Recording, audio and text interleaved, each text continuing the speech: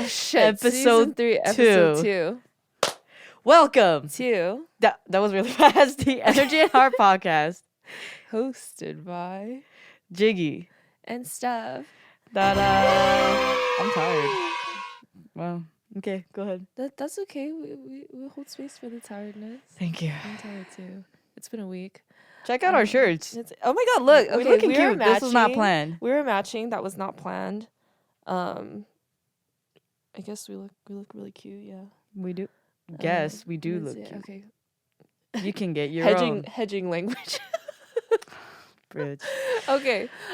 So in today's episode, we're gonna continue in part 2 of our CEWoes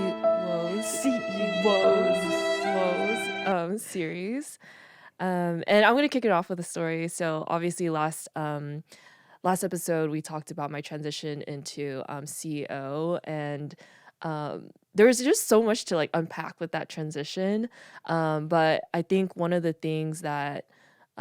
experiences when I transitioned into CEO was realizing that virtually there was almost like no difference between what I'm doing now and like what I was doing before, which I think in a lot of ways is very heartbreaking. But how I knew this was I was chatting with one of my team members and sharing the news that there's this transition happening with sales, and she was like, oh, so like, yeah, this is like really big, like where do we go from here, like what changes, like what do I need to know to like do all this stuff. And then as she was asking me these questions, I realized, fuck, nothing virtually changed. And I think something about that was really hard because I think it dawned on me like how much work and responsibility and tasks and all this stuff that I was basically doing for the last 2.5 years without really having that title. So really like going above and beyond what I was, there to do. I think there's a part of me that feels like as a founder, like you are responsible for, doing what you need to do in order to make the company move forward. But I also think that it's not healthy to think that you have to do everything, and that there should be bounds, I think, around like what the lengths that you'll go to like make your business succeed. And so after that conversation, I think there was a lot of grieving, I think, in that process because, I just realized like, wow, there's grieving, like, I don't even know if it's like how things used to be, but just like the fact that reality hasn't changed that much, I think just made me really sad, and made me realize like, God, how much did I really put into like this company without, without either compensation, recognition, like all that stuff. And so I think there was a grieving process for all of that during that time. That got really sad really fast. Let's talk about the C-E-Woes. But yeah, so I think that was like one of those, there's always moments where you feel like an oh shit moment. Like that was like an oh shit moment where I was like, oh, this is not what I expected from the transition. And I had to take a lot of time to actually really sit with like that feeling, and also just figure out like, where do I go from here? Because I need to honor the fact that I'm grieving all of this, and then I also need to like find a way to move forward and not hold on to any sort of like hard feelings or resentment or like things like that. So yeah.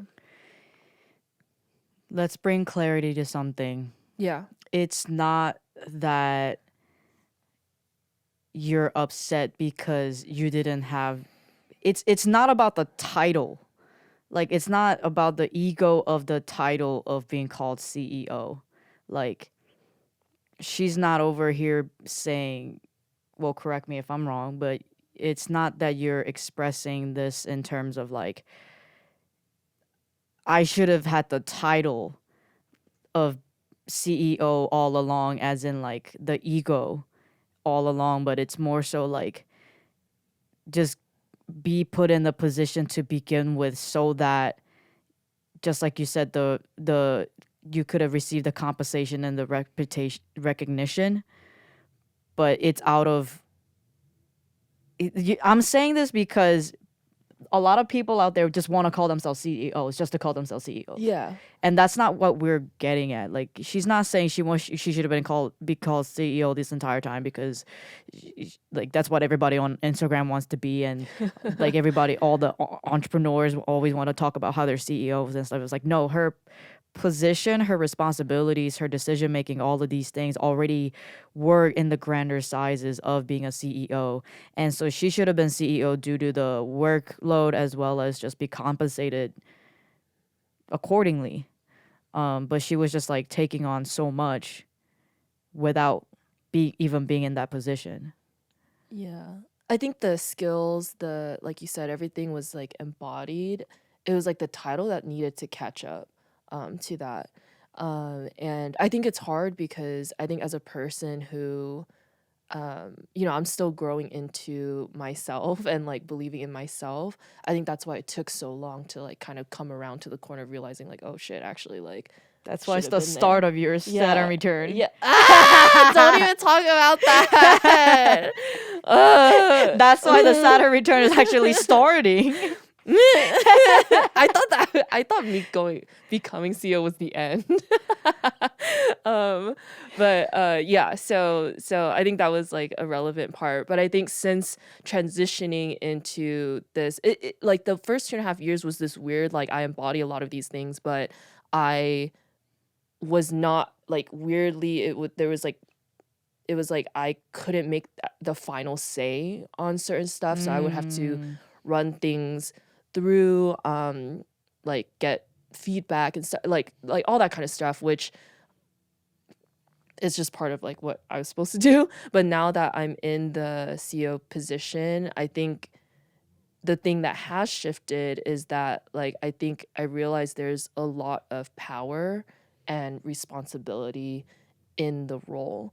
And I think the main like what the fuck moment that I had was just like, oh, anything that I say actually goes.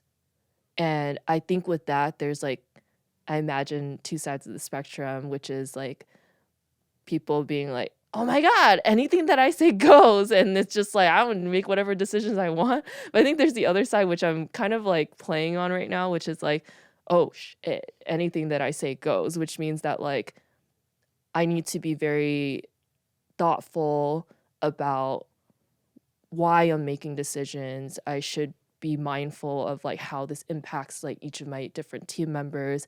I should be careful about, what I'm communicating, because I all of a sudden I feel like there is a magnifying lens, I think, on everything that I'm doing, like whether or not I want it to be.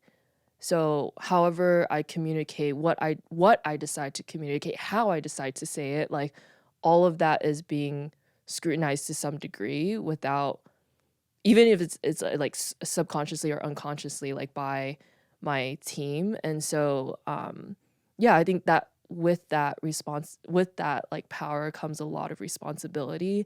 And I do believe that it's important for every CEO to be thinking about how they are leading.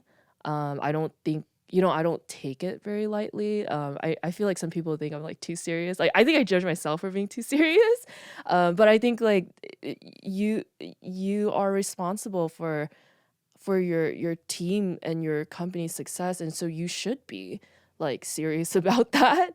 And you should actually be thoughtful, because if anything you say goes, and people oftentimes don't question that, don't feel like they can, it's I think you have to be extra thoughtful and mindful and careful about how you go about things. So yeah.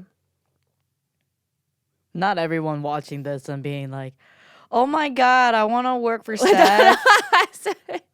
She seems like a wonderful boss. I mean, I try. I mean, I'm curious, like obviously like you you are also CEO of your own, like, of JY and Co, right? And so like what, like when you hear like what I'm saying, like do you resonate with that? Like what's your stance on like how you see the way that you run your company? I think that for me, I don't like have a team or many people at least. And I think I'm at a point right now where I'm just learning to put my foot down. And what right now, like what's more important to me is sticking by my integrity and my core values, and having that be the north star of my decision making, and having the decision making become quicker with less hesitation. We've come a long way when it comes to like negotiating fees or events that I speak at, or who is the perfect client, who is my ideal client, and me having standards for what kind of client I want to work with, versus just speaking for anybody. And so I'm learning to make it easier to say yes or no to things.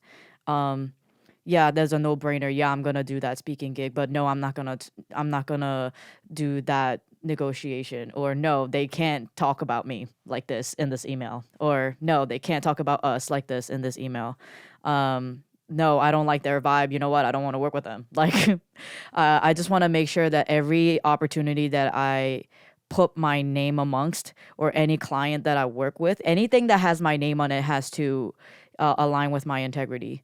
So, um, just learning to be much more comfortable with like standing up for myself, setting my boundaries, saying yes or no to things like quicker, and that's all through integrity and core values. Um, Once I have a team, I think that, like I said in the last episode, I think there's a difference between being a leader and being a CEO. And be a leader, I know that it takes a certain level of communication as well as empathy and compassion, but also understanding that like we have a mission to take upon and work towards and stuff.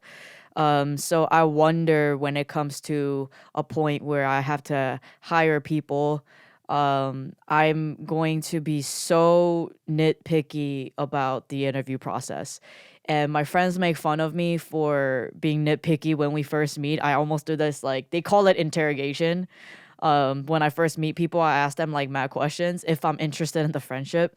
But I think I should be, because the more I make sure that our integrity and our core values and the work ethic align, the the less time we wasting out here me explaining shit to you and this whole back and forth business, when I can just trust you with the shit and you can run with it.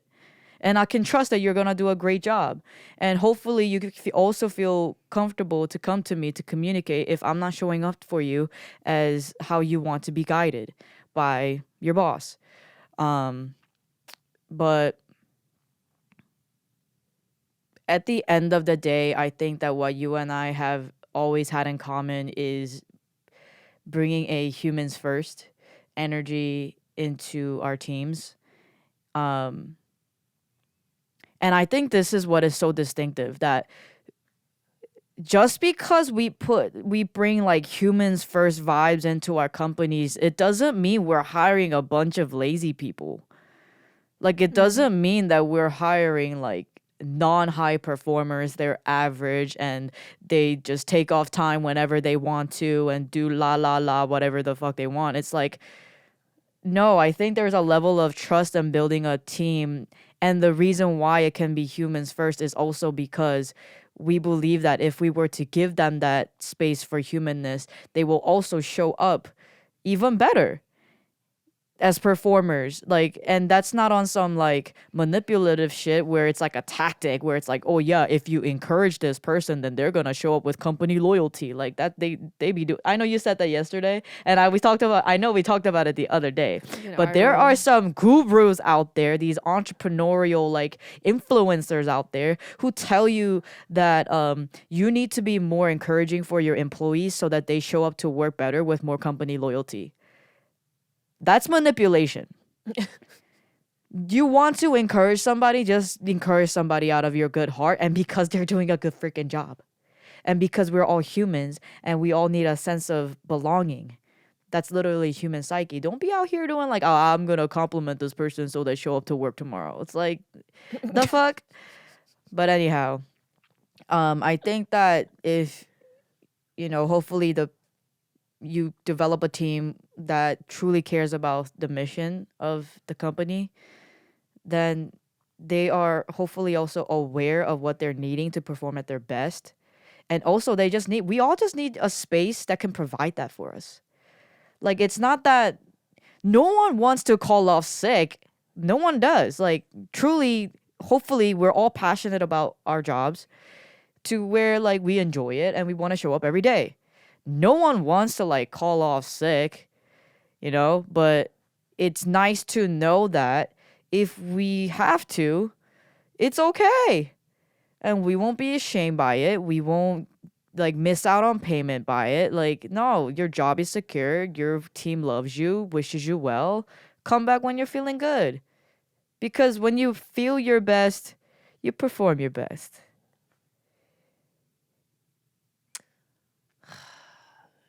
How did we get here talking about this? No, I Or actually me. had a random thread that I was thinking about because you were saying like hopefully people feel passionate about their jobs, and I think unfortunately a lot of people like don't, right? But I have been like on Instagram, I follow a couple people, and there was somebody who actually, I don't think I've talked to you about this actually. There's somebody who posted like I stand by that you don't have to like be passionate about your job. Like sometimes a job is a job, which like I do get, but I am wondering, is this person saying it because they have been passionate about a job and then now they're choosing to just be in a job? Because when you are passionate in a job and it pays you, you my thinking is that you don't really want to not have that. Yeah. Right? So like I get confused. Like it's one thing to say if you are passionate and you have done it and you choose like, you know what, I just want a job to be a job. And that probably may be me one day, right? But like when you're spewing to the world like don't like you don't have to. I'm just like, but were you saying that because you have experience with that or you haven't? That's what's confusing to Yo. me because Yeah, I I think the know if same. people are love their job, which a lot of people, I mean, like everyone on like RBTL's team like genuinely likes what they're doing.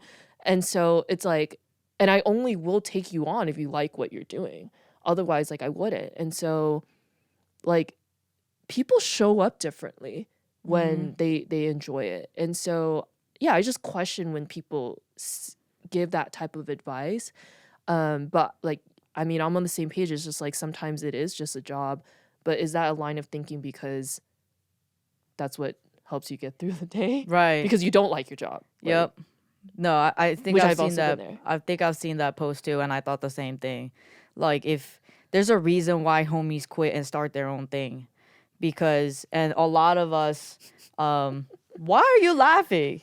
Because that's what we did. I mean, that's what Yeah, I but just said like that's what I don't. I did. I think maybe nowadays it's gotten a lot better, but a lot of like I don't know, is that our generation thing? I don't freaking know, but like a lot of us just couldn't find what we were needing in these freaking companies and jobs. So we took it upon ourselves to create that for ourselves. Mhm. And we are creating spaces for others who might feel the same and who would enjoy our space. If you're down with this, come along. I think, you know, for us, our generation, it's also like the freedom to be able to work at our own schedule or wherever we want to. And I think one thing I might envy is that nowadays anybody like can work from home. And so they can have a stable job and stable income and still work while they're at a fucking Airbnb. Good on ya. But if we spend so much of our time and energy dedicated to this thing called a job, it's so many hours to it, like consumes us. Even if you clock out, you're still thinking about it. And if we spend so much time and energy into it, wouldn't you want to be at least happy and passionate about that thing? And do you not think that maybe you're worthy of that too? do you not maybe think that you're deserving of that too? Like, yeah, I know plenty full of people who believe a job is a job and it's just a source of income, and you use that income to do other things that you're passionate about, or you use that income to do other things that bring you joy in life. But have you ever actually given yourself a chance to experience what it's like to live in full passion every single moment of your life? And I think that's also why people like us, to the outside, we might seem crazy because of the risk that we take in having these businesses that don't guarantee money. But why do we still do it? Because we're crazy, but we're also very passionate, and we also have a lot of faith into our mission and the purpose of it and the goodness that it can bring onto the world. How can we not be passionate about this? But once we do get to a certain point, we're sure that we will, then we're at a point where we can live in financial abundance as well as passion. Why wouldn't we want that? Yeah, it takes sacrifice or whatever, but why wouldn't we want that? And I don't think I could ever go back. I know sometimes when shit hits the fan and things get hard, we tell each other. It's like a confession. It's like, bitch, forgive me for I have sinned. I was on LinkedIn. Looked at those job postings. Like, that's how you know when shit hits the fans for us. When we go on LinkedIn and start looking for a job, we're like, fuck this. But really, we just like needed a day. And we're just like back on it the next day. Yeah, that is actually a sign. I had like two thoughts in what you were saying. One was about being fuck, God, I forgot my train. Okay, I think I remember the other one. So I feel like we become CEOs of our own companies because we see a different world that can exist, and like that's why. And like I think you have to be in a position to a full like power and responsibility to create that world, and going into the CEO role actually enables you to be able to do that. And like I think that we're just crazy enough to see something else. That's why we do what we do. And I think you need people who are a little crazy to like make the world a better place. Like I think that's just how it is. Yeah. Oh, okay, yeah. I remember now. Okay. So we talk about being passionate, but I do want to share like I think like a caveat to all this is that when you are exploring and figuring out what you're passionate about, it's important that you're not like holding on to that outcome of like I have to figure out what I'm passionate about to like do what's next. No, like there's experimentation to figure out what you're passionate about, but it's not like a overnight it's like all of a sudden it's so clear. Like I think we've talked about this actually in a previous podcast where we talked about the process of figuring that out takes a lot of experimentation. And so I just want to be clear about that because I know that there are some people here just like I don't want you to go and be like I gotta find out like it's not like that. Like it's through experimentation. That's how you figure it out. It's not like you just think about it, it comes to you. Like you have to do things and you have to experiment in order to get to that place. Mm-hmm. Yeah. I just want to clarify that because I feel like some people can feel like then they're taking that advice of like, I got to figure it out. It's like, no, you do things and it gets figured out on its own. Mm-hmm. Yeah. Gary Vee, of all the things that I used to consume about Gary Vee, the one thing that I do appreciate that I learned from him was when he was talking about how if you don't know what your passion is, then just do everything. Do everything and figure it out. I think we may have talked about this before in season 1 because I remember the episode that we did about how the purpose and the mission can remain the same, but the vehicle there can be different. Mm-hmm. And so it doesn't have to, you can still work a job and still have it be aligned with your passion. It doesn't mean that like your role and the company that you work for can can be your vehicle to helping you fulfill the passion that you have. Like, it doesn't always mean that you have to create your own company. Like, no one actually wants to do this if they don't have to. Yeah, no. It's just that she and I have a very particular idea of how we believe that we can make this world a better place and how we can contribute it. And it just happens to be what we do. But fuck, I could just not be a speaker myself, or maybe I can work for Tony Robbins and still be speaking. I don't know. But I'm at a point where I don't want to work for anybody else. So yeah, that's that. But yeah, I think the I also don't want, this is called CEWoes, so like I don't want to paint this picture of like it's so great, because I think with choosing this like life or building your own thing, being a founder, I think there's so much of it that is your own responsibility, and that's, not everyone is built to do that.